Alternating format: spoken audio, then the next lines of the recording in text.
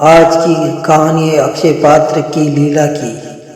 और एक पात्र ने और जब एक दाने ने द्रौपदी की लाज बताई, एक चावल के एक दाने में। चलिए कहानी शुरू करते हैं। वनवास का समय था, घना जंगल, चारों ओर सन्नाटा और पांडवों की छोटी सी कुटिया।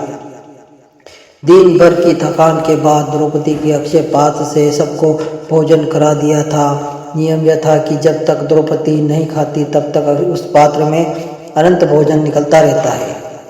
लेकिन जैसे ही द्रौपदी स्वयं भोजन कर लेती, उस दिन के लिए पात्र खाली हो जाता है। उस दिन भी वही हुआ। उसने भोजन कर लिया, द्रौपदी ने भी थोड़ा सा खाकर पात्र धोकर रख दिया। इतने में कुटिया के बाहर तेज आवाज आई, हम सब ऋषि तुम्हारे यहाँ अतिथि बनकर आए हैं। यह कोई साधारण ऋषि नहीं थे। स्वयं क्रोध के लिए प्रसिद्ध दुर्वासा ऋषि अपने हजारों शिष्यों के साथ खड़े थे। युधिष्ठिर के चेहरे का रंग उड़ गया। भीम के हाथ से गदा छूटते छूटते बची और अर्जुन भी चिंता में डूब गए, क्योंकि वे जानते थे अगर अतिथि भूखे रह गए तो दुर्वासा ऋषि का क्रोध विनाश ला सकता है।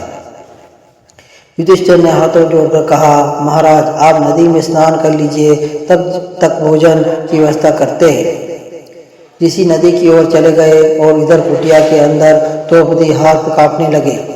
अक्षय पात्र खाली था, एक दाना भी नहीं था।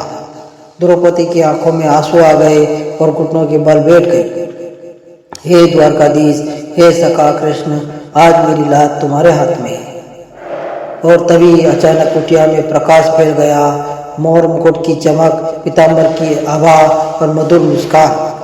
भगवान श्री कृष्ण प्रकट हुए और कृष्ण हंसते हुए बोले, सखी बहुत भूख लगी है, पहले मुझे भोजन दो। द्रौपदी रो पड़ी, प्रभु मेरे पास देने को कुछ भी नहीं है, आज अक्षय पात्र खाली है। कृष्ण ने कहा, देखो तो सही, पात्र में सच में खाली है क्या? द्रौपदी कांपते हाथों से पात्र उठाती है और आश्चर्य से देखती है। उसके कोने में चावल का एक छोटा सा दाना चिपका हुआ था। कृष्ण की आंखों में सरहद चमकी, बस मेरे लिए तो यही पर्याप्त है।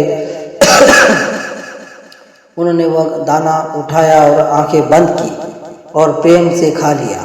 फिर बोले, अब समस्त ब्रह्मांड तृप्त हो जाएगा। उसी क्षण नदी के किनारे स्नान कर रहे दुर्वासा ऋषि और उनके शिष्य अचानक महसूस करने लगे, अरे हमारा पेट तो भरा हुआ है, ऐसा लग रहा है जैसे अभी अभी स्वादिष्ट भोजन किया हो। दुर्वासा ऋषि की चकित भी हो गए, और अगर हम अब कुटिया को गए तो भोजन नहीं कर पाए तो वह अतिथि का अपमान होगा। वे तुरंत ही वहां से बिना भोजन किए ही चले गए। इधर कुटिया में द्रौपदी ने देखा संकट टल गया है और रोते रोते कृष्ण के चरणों में गिर पड़ी। प्रभु, एक दाने से आपने सबको तृप्त कर दिया। कृष्ण मुस्कुराए, सखी जहाँ सच्ची भक्ति होती है वहाँ कमी नहीं होती, एक दाना भी अनंत बन जाता है।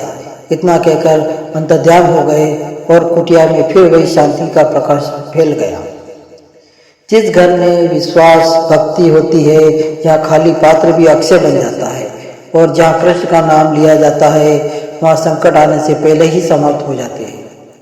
यह कथा हमें यह सिखाती है, सच में मन से पुकारो तो कृष्ण अवश्य आते हैं। जय श्री कृष्ण। धर्म वार्ता चिन्ह में आपका स्वागत है। शानदार वीडियो देखें और सब्सक्राइब करें और शेयर करें।